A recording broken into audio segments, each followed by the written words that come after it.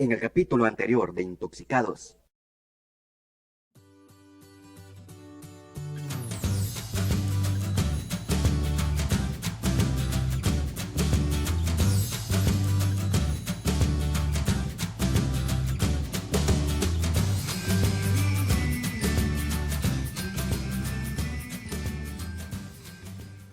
Bueno, mi querido Rodri, ya estamos aquí en Ágape y nos acompaña el doctor Guzmán, nefrólogo. Doc, gracias por aceptar la invitación. No, pues gracias a ustedes que hicieron el viaje, ¿verdad? Desde que ustedes han iniciado el proyecto de Intoxicados, nos pusimos en contacto. La verdad que ya son algunos años de conocerlos a ambos en este ámbito que nos tocó con la nefrología. Dos buenos amigos, ¿verdad? Les agradezco que nos hayan tomado en cuenta y poder sumar en este proyecto que ustedes tienen. Una muy buena idea con tal de educar a la gente con esto de la enfermedad renal, ¿verdad? La enfermedad renal no mata, ¿verdad? Así es. Es vida, Pues sí, es una opción de vida. exactamente. Así lo tenemos que ver. Así se tiene que entender. Así Correcto. es, doc. Bueno, pues también para nosotros es un gusto, ¿verdad, Rodrigo? Estar aquí con el doctor, Nos tocó madrugar. madrugar y también decir que para nosotros un amigo, y gracias por tomarse el tiempo de recibirnos y estos minutos va a servir de mucho para los que nos están viendo, para nuestros seguidores y para sus familiares. Claro. Así que aquí estamos, a ver si nos contesta un par de preguntas, doctor. A la orden, ahí estamos. Ok, Ahí mi estamos. querido Rodri. Bueno, Doc, vamos a empezar con preguntas básicas de un tema que le traemos. Por ejemplo, ¿qué otras enfermedades inciden en la enfermedad renal? Bien, es importante esto, pues, porque la enfermedad renal, quizá para contextualizar, debemos de entender que es la disminución de la función renal. Y para considerarlo crónico, según la definición, debemos de considerar el tiempo de 3 meses. 3 meses es, digamos, el punto de quiebre entre un problema agudo y un problema crónico. En el mundo, ustedes lo saben, de que la mayoría de pacientes que tienen enfermedad renal son debidos a problemas como diabetes o hipertensión. Pero a nivel mundial, digamos que esa es la estadística y cada país de alguna manera tiene una naturaleza diferente.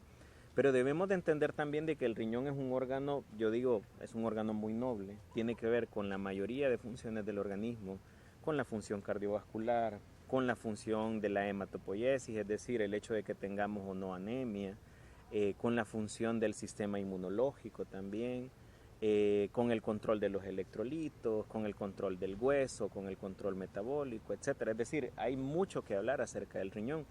Y de ahí partimos también para entender de que enfermedades que afecten al sistema inmunológico o lo que se conocen como colagenopatías son enfermedades que van a afectar al riñón. Entre estos, la principal es el lupus eritematoso sistémico, ¿verdad? Que ustedes saben que es una enfermedad que afecta mucho más a las mujeres en edades jóvenes, entre la primera y la segunda década de la vida.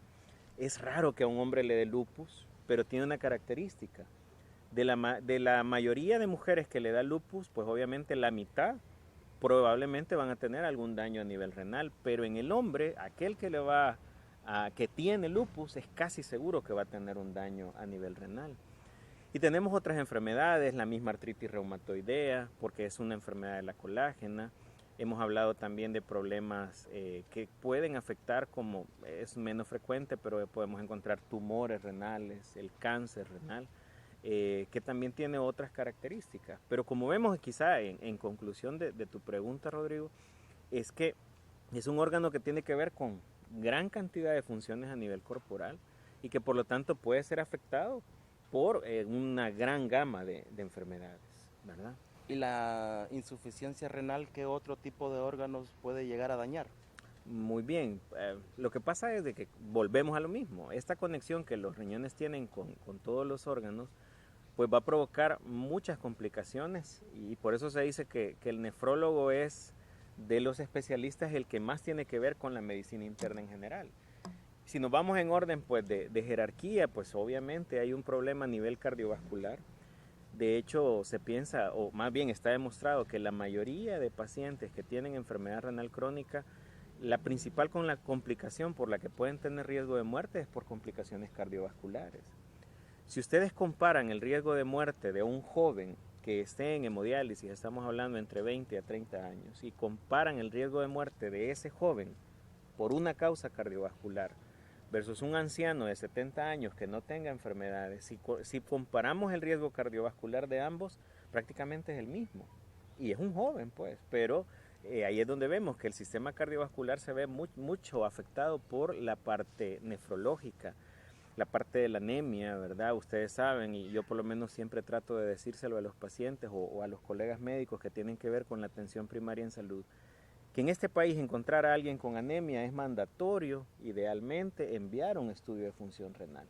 Porque la anemia tiene que ver mucho con la producción de la eritropoyetina, que es esa hormona que tiene que ver con la maduración de los glóbulos rojos que solo los riñones se encargan de su producción.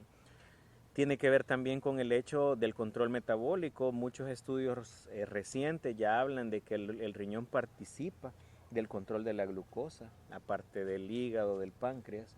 También el riñón participa dentro de alguna absorción de niveles de glucosa que se ingieran, y ahí también puede venir una teoría por su daño. Hablamos también del hueso, ¿verdad? El metabolismo óseo mineral pues también se puede ver afectado por la enfermedad renal, ¿verdad? Esto también tiene que ver con la circulación sanguínea, el hecho de que el calcio que normalmente tiene que estar en el hueso pase a acumularse a nivel del vaso sanguíneo. Hay problemas neurológicos. Habrán visto ustedes alguna vez algún paciente que llega en una emergencia, que debemos de hacerle hemodiálisis de inmediato. Es ese paciente que desconoció a todo el mundo, que ya prácticamente puede entrar en coma.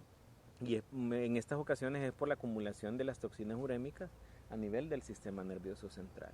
Entonces podríamos hablar cantidad de cosas alrededor de estas situaciones, de otros órganos que pueden ser afectados, pero creo que lo más importante es esto que hemos mencionado. Y a la cabeza, vuelvo y repito, los problemas cardiovasculares. ¿Verdad? Doctor, usted menciona algo con respecto al sistema óseo. Sí. Pero digamos, si el paciente ya tiene problemas en su sistema óseo, ¿qué debe de hacer para que no progrese o si se puede parar en dado caso esos problemas? Lo que pasa es que los problemas del metabolismo del hueso en el paciente con enfermedad renal se ven desde antes que llegue a las terapias de diálisis o hemodiálisis. Hay pacientes que están en los primeros grados de la enfermedad y ya empiezan a tener algunos problemas con el metabolismo del calcio y el fósforo. Y esto tiene que ver con cosas del funcionamiento normal de los riñones. En la escuela nos enseñaron que la vitamina D la absorbíamos del sol, ¿verdad? Ok, la absorbemos, pero la activación de la vitamina D debe de ser a nivel de los riñones. Hay una hidroxilación para que se haga activa la vitamina D que se da en los riñones. Esta vitamina D participa del control del metabolismo del calcio, del fósforo, en conjunto con la hormona paratiroidea, que es producida por glándulas que están alrededor de la tiroides, ¿verdad? Y cuando esto empieza a afectarse, el hueso lo que pasa es que se va debilitando. La manera más fácil de entenderlo es que el calcio que normalmente tenía que estar en el hueso o tenía que estarse reabsorbiendo en el hueso, ya no está ahí, sino que se va a acumular a los vasos sanguíneos. Ahí ya vemos problemas de aterosclerosis, pacientes jóvenes con arterias como que fuesen de un anciano, arterias coronarias.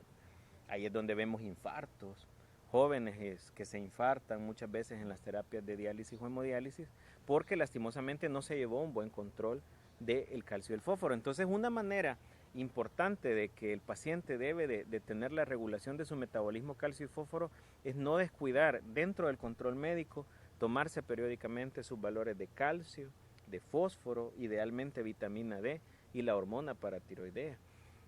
Porque si ya llega un momento en donde la hormona paratiroidea está produciendo la glándula paratiroidea está produciendo demasiada hormona, ya habrán escuchado ustedes de casos de pacientes que hemos tenido la necesidad incluso de quitar la paratiroides, ¿verdad? Pero para no llegar a esos puntos debemos de llevar un buen control y ya existen medicamentos que nos permiten mantener un buen metabolismo de calcio y fósforo. Lastimosamente, y hay que decirlo también, la mayoría de estos medicamentos son caros. ¿Qué tan cierto es que el mal uso de los químicos puede llevarlo a uno a padecer de insuficiencia renal? Bien, esto es importante, sobre todo en el contexto de la zona mesoamericana. Estamos hablando del sur de México hasta Panamá, en donde estamos teniendo una alta incidencia de enfermedad renal. Estos proyectos de ustedes suman mucho en un país como el nuestro porque es bueno que sepan de que en nuestro país tenemos la mayor mortalidad por enfermedad renal en el mundo. En ningún país del mundo se muere tanta gente por enfermedad renal como en El Salvador y nuestro vecino Nicaragua. Muchas de las teorías iban en torno a lo que tú preguntas, Salvador, de si los agroquímicos fueron la causa directa para que muchas personas que tenían que ver con la labor agrícola tuviesen problemas de los riñones, pero lastimosamente no ha podido ser demostrado. Y no estoy diciendo con esto que los químicos sean sustancias buenas, los agroquímicos. Obviamente, pues sabemos de que son sustancias que pueden llevar a muchos problemas de la salud. Pero hay otras situaciones que están siendo de importancia con el desarrollo de enfermedad renal, sobre todo en personas con labores agrícolas. Y ahí tenemos que ver en primer lugar las temperaturas. Con esto tiene que ver mucho el cambio climático, ¿verdad? No es un mito, realmente el cambio climático está ocurriendo. La temperatura del globo terráqueo pues, obviamente está afectando.